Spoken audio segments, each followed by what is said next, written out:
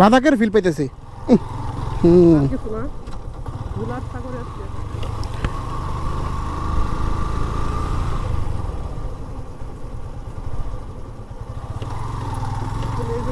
Bike দিয়ে ঘোরা মজা, এদিক দিয়ে মনে হয় জীবনে কোনোদিনই আসতাম না, বা এখানে যাওয়ার সুযোগ হতো না। আপনি যে বাইক নিয়ে যান সব জায়গায় কেন, এর তো আমার কোনো অবজেকশন ছিল না। আসলে মারাত্মক ব্যাপারটা, বাইক ছাড়া মজা নাই। এখন থেকে আমার আরও লাগবে না মজা। হ্যাঁ আমার যে লুক দেখাইলেন, এখন থেকে আমার ভালো লাগবে না বাইক ছাড়া। কারণ যাওয়া যাচ্ছে কোনো দিকে, এইদিকে আসতাম জীবনেও না। বাস বা গাড়িতে জাস্ট টুরিস্ট পয়েন্টে আমাদের নিয়ে যাবো। হ্যাঁ, আর মনে করেন এই যেসব আমরা এই যে পাহাড় পর্বত দিয়ে আসলাম, এই জায়গাগুলো আপনারা আসতে গেলে কি দেব, হাঁটতে দেবো। হাঁটা ছাড়া কিন্তু উপায় নাই। আর যেমন আমি কান্দি আসছিলাম হেঁটে হেঁটে, 1.5 ঘন্টা সময় লাগছিল হেঁটে আসতে ওই ইয়ে থেকে। আর আজকে আমরা ওই বিছানাকান্দি বাইক দিয়ে পার হয়ে আসছি। আমরা যে সিলেটের একটা আর্মি হয়েছিল, ওই আর্মি বাসায় ছিলাম, উনি এগুলো সব চিনতো। ওনারা নিয়ে হেঁটে হেঁটে আসছিলাম ফুটবল নিয়ে।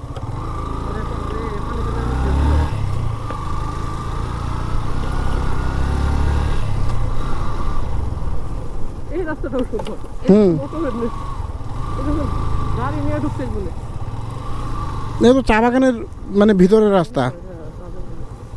এগুলো তো মানুষের মালিকানা না, কি জানি ওইটা। হুম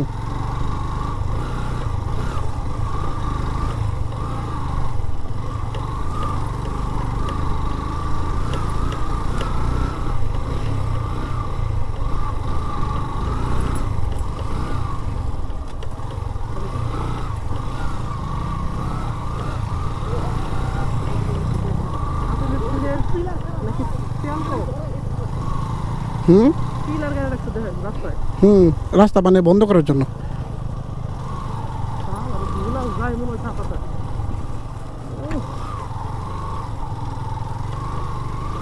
লাদাখের ফিল পাইতেছি।